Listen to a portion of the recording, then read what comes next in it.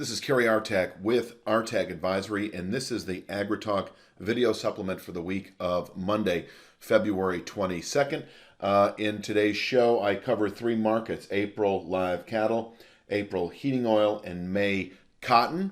Before I jump into the charts, you're obviously at the AgriTalk video page on my website already. If you would scroll down to the bottom and fill out that free trial form. If you haven't had a free trial in at least 6 months, you're certainly entitled to another one. I allow them every 6 months. A 2-week free trial, no obligation. Just give me your first name, last name, email address, ideally a phone number. Early in the 2-week trial, I'll give you a call, talk to you about the market, see if you have any questions. It's essentially a consultation. We can talk about your trading or hedging needs.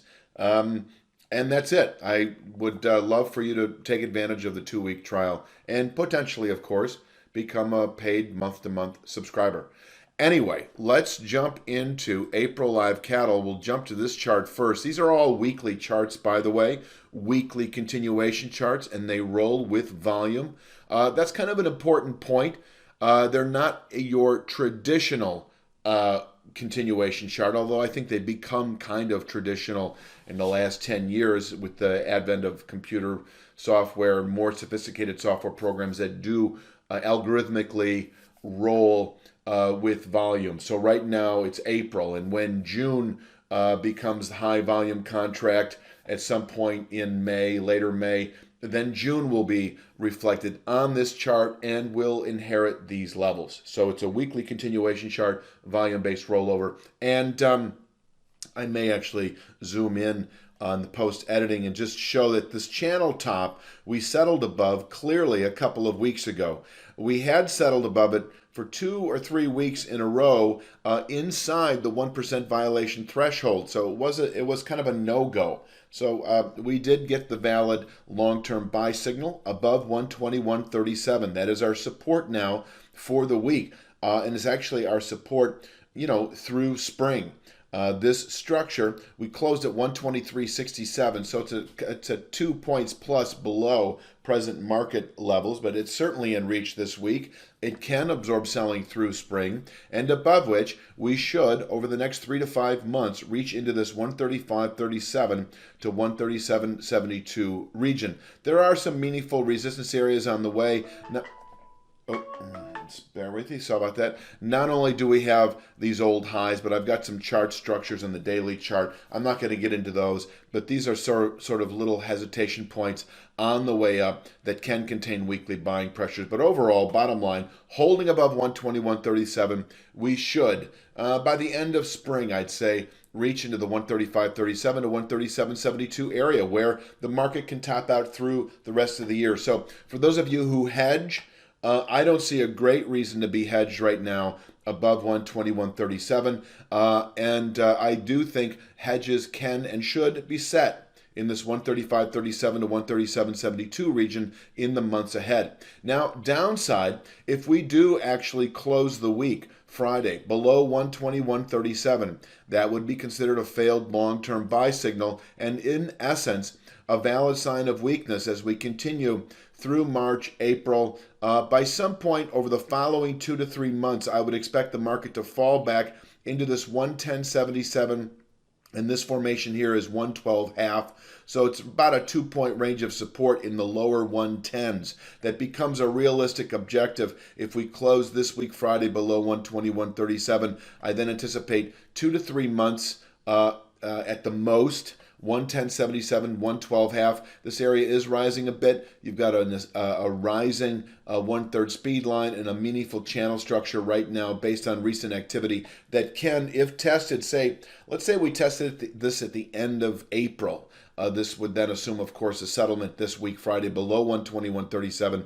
If we test this lower area at the end of April, it can absorb selling through the rest of spring and into summer. And not unless we close below this area do I see the market kind of falling apart. And I'll get into that in a later show, but I'm not going to get too far ahead of myself here. But bottom line with live cattle, bullish above 121.37 into spring, bearish below 121.37 into spring. Let's move on to April heating oil. And it's worth mentioning. I know that a lot of farmers and ranchers buy heating oil, follow heating oil.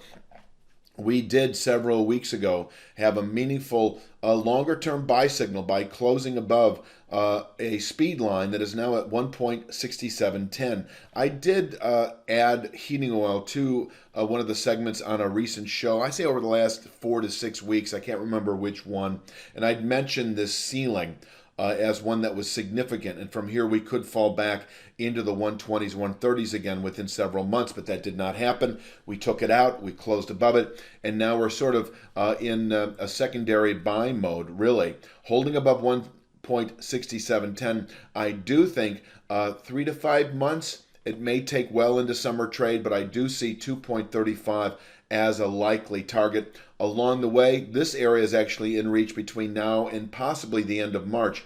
2.1195 to 2.1377 is an area, this kind of old double top consolidation region that can contain monthly buying pressures on the way up, possibly good on a 2 to 3 month basis. That's where I say this 2.35 may take into later summer to realize if we do actually hesitate here in what I'm going to say are the lower 210s.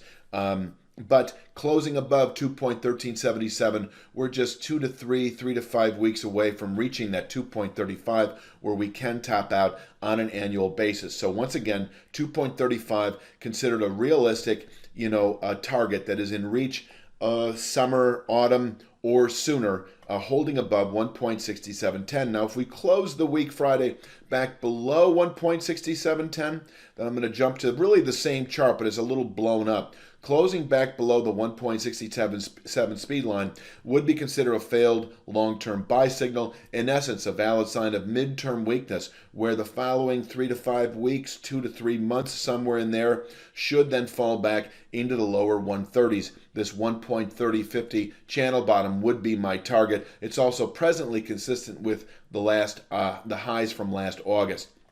So closing below 1.6710, this market should fall back into the lower 130s, within several months. But until then, we are bullish into spring and summer above 1.6710. And finally, let's talk May cotton. I do talk about this market occasionally, once every few months on the show. And if you recall, in September we had a long-term buy signal, and I have a 92 handle objective that I was mentioning at the time. I think I was talking 6 to 8 months or something, and now we're 3 to 5 months into it, and we're very close to testing it. I will show you that in a moment. This channel structure, by the way, is well below the market at 58.50, and there's almost no point in mentioning it other than to show you the buy signal that did set off in mid-September, then anticipating this upper area that we're very close to reaching now, this 92.32 horizontal channel top, along with a descending 1/3 speed line that comes in at 94.92 this week. I'm going to give you actually the numbers for next week. And when we roll into May, this channel structure is 92.20. And the speed line is 93.87. If you want to take note of that, I don't know if you trade cotton, if you grow cotton, if you hedge cotton, just know that this targeted resistance area that we're close to testing between 92.32 and 94.92, dropping to 92.20 to 93.87 the entire month of March. This area can contain buying through the rest of the year. And from here, we can fall back into the 77 even region within a month or two. And I want to say possibly all the way back to this zone by some point summer, fall of this year. That's how meaningful this resistance area is in the 92.32 to 94.92 area. But if we close the week Friday above 94.92, and that'd be a nice rally from here, but it's certainly not hard to imagine given the heightened volatility and the nice rally that we've been on. If we close the week Friday above 94.92, I'm not kidding when I say this market can and I think should continue up into the 150s. Now this is dropping, later in the year it's in the 140s and so forth and so on, but this 2/3 speed line becomes the objective if we close above the 1/3 speed line presently at 94.92. And, we could get some nice price acceleration, not unlike what we saw here in 2010, late 2010. That may unfold if we close above 94.92. So bottom line with cotton, setting hedges in the 92.32 to 94.92 area, and you could pull those in around 77 or perhaps even 58, something like I showed you earlier. Inversely, closing above 94.92, no good reason to be hedged this market. The 140s, 150s anticipated before the year is out. And that is all I'm going to say for this week's AgriTalk video supplement. So do yourself a favor. Fill out the free trial form on this website. Take that 2-week test drive. You have nothing to lose and much to gain.